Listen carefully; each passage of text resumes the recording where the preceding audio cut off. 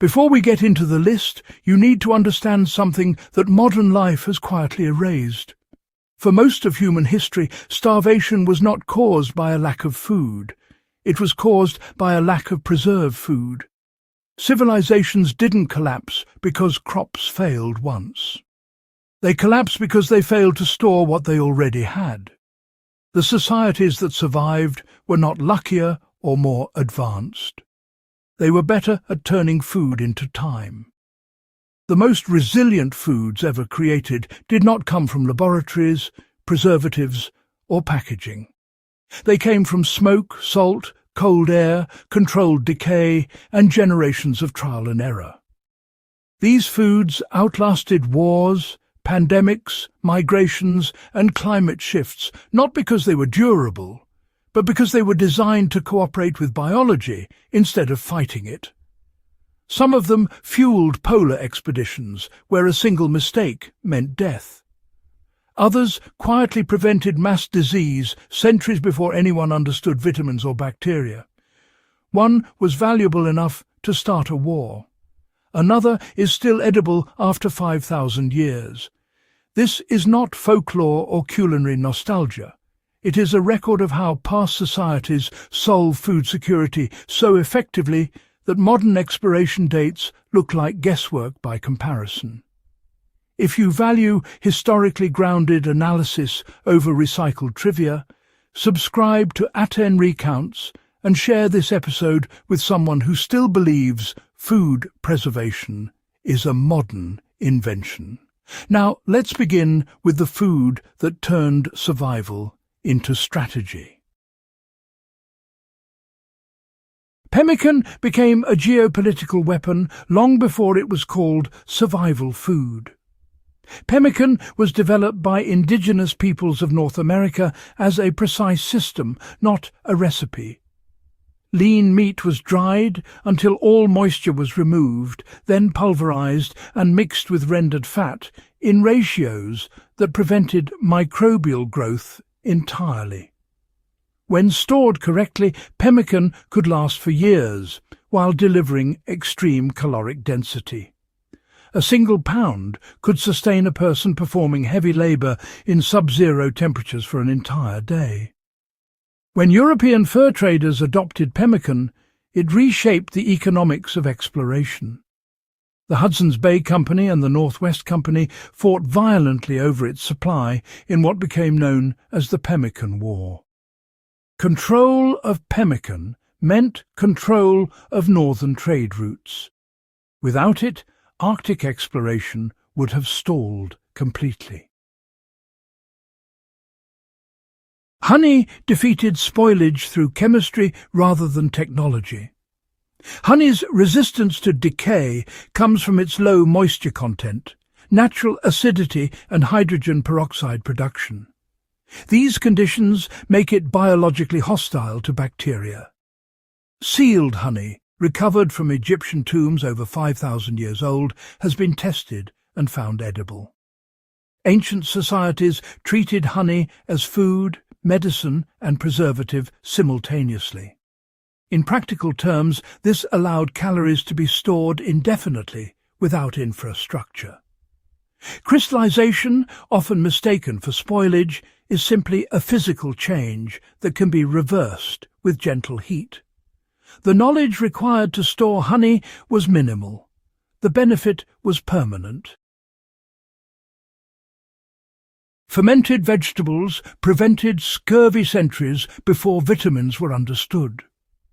Long before vitamin C was identified, fermentation quietly preserved it. Sauerkraut, kimchi, and similar foods stabilized harvested vegetables while enhancing their nutritional availability. Armies that understood fermentation could campaign longer without collapse. Ships that carried fermented vegetables crossed oceans without mass death.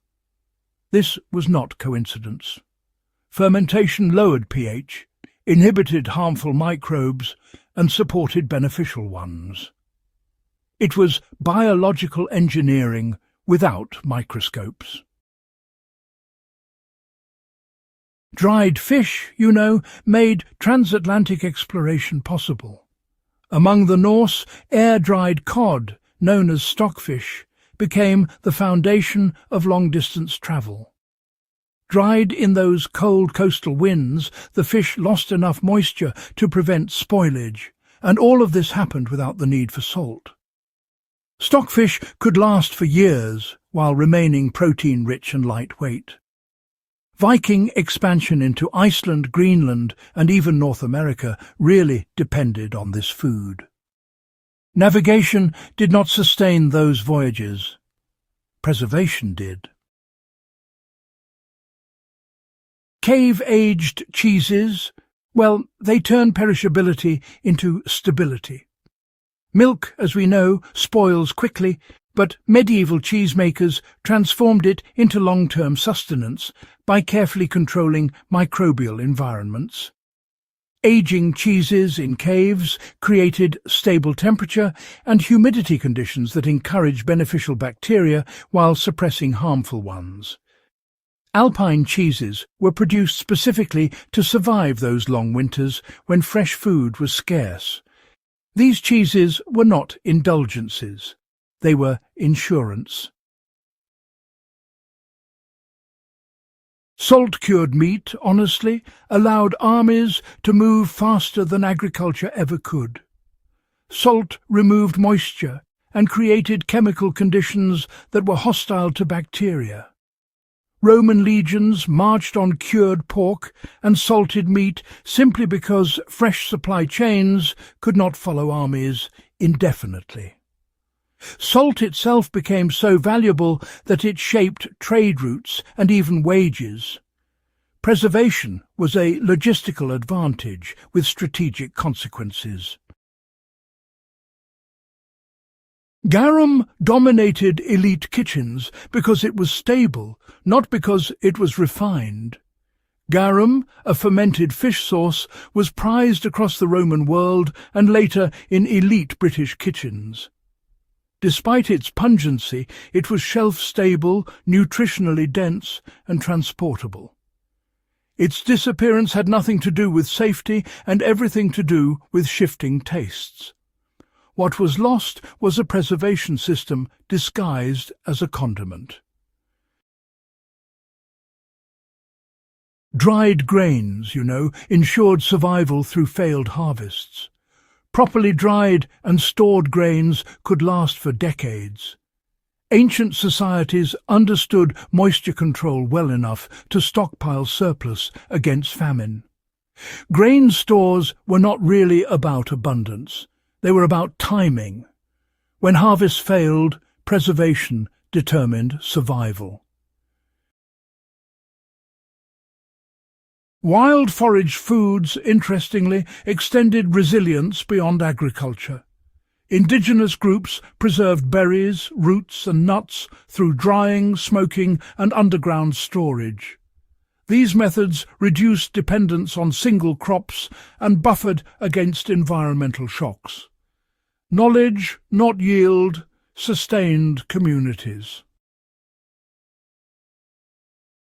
Alcohol functioned as both preservation and protection. Fermented and distilled drinks provided safe hydration where water was unreliable. High alcohol content prevented microbial growth, making spirits effectively non-perishable. Alcohol served as medicine, morale support, and a trade good across civilizations.